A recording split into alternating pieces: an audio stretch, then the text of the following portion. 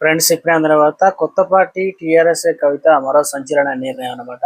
So ఆ వివరాలు ఏంటంటే కూడా వీడియోలో తెలుసుకుందాం. వీడియోని చివరి చూడండి, అర్థమవుతుంది. మరోసారి ఛానల్ వస్తే తప్పకుండా సబ్స్క్రైబ్ చేసుకోండి. చూస్తున్నారు కానీ లైక్ చేయడం మర్చిపోతున్నారు.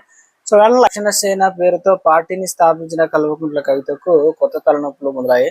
కొత్త పార్టీకి సంబంధించిన పేరు పైన అభ్యంతరాలు రావడంతో కేంద్ర ఎన్నికల సంఘం కవితకు లేఖ రాసింది. తాజాగా కవిత తరఫున తెలంగాణ రక్షణ సేన ప్రధాన కార్యదర్శి అనిల్ కుమార్ కేంద్ర ఎన్నికల సంఘానికి లేఖ రాశారు.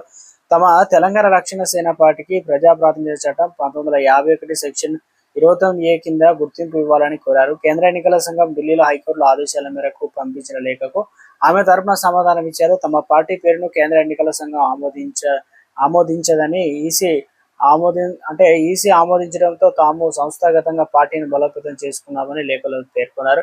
ఇప్పుడు పార్టీ పేరును మార్చుకోవాలంటే అది తీవ్ర నష్టం, అన్యాయం చేసినట్లు అవుతుందని కేంద్ర ఎన్నికల సంఘం తమ పార్టీ రిజిస్ట్రేషన్ పై దాదాపు 1000 అభ్యంతరాలు వచ్చాయని తెలిపిందని, కానీ ఆ అభ్యంతరాలు ఎవరు తెలిపారు, ఏ విషయాలు ప్రస్తావించిన వివరాలు మాత్రం ఇవ్వలేదని కవిత అన్నారు. ఈసీకి వచ్చిన అభ్యంతరాలు తమకు పంపకుంటే తాము సమాధానం ఎలా చెప్పగలమని ప్రశ్నించారు.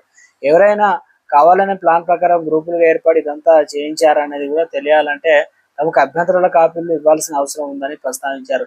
తమ పార్టీ పేరుపై వచ్చిన అన్ని అభ్యంతరాల కాపీలను ఇవ్వాలని కవిత లేఖలో కోరారు. ఇప్పుడు పేరు మార్చమని చెప్పడం అన్యాయమని, గతంలో తెలంగాణకు సంబంధించిన ఒకే రకమైన పేర్లతో పార్టీలకు గుర్తింపు ఇచ్చారని, అలాంటప్పుడు తమ పార్టీ పైన అభ్యంతరాలు ఎందుకు అని ప్రశ్నించారు. తమ పార్టీపై వచ్చిన అభ్యంతరాలు పరిశీలించి సమాధానం ఇచ్చేందుకు తగిన సమయం ఇచ్చాకే వ్యక్తిగత విచారణకు పిలవాలని లేఖలో కోరారు.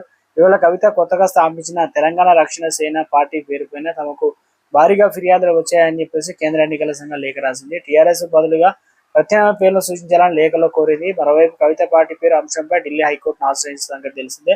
తెలంగాణ రక్షణ సమితి పేరు తన పార్టీకి కేటాయించాలని కోరగా ఈసీ నోటీసుకు సరైన రీతిలో సమాధానం చెప్పాలని ఢిల్లీ హైకోర్టు ఆదేశించింది. ఈసీకి సమాధానం ఇచ్చిన తర్వాతే కోర్టును ఆశ్రయించాలని సూచిందనమాట. ఈ పిటిషన్ విచారణ చేపట్టమంటే ఈసీ విధుల్లో జోక్యం చేసుకోవడం అని అందిందనమాట.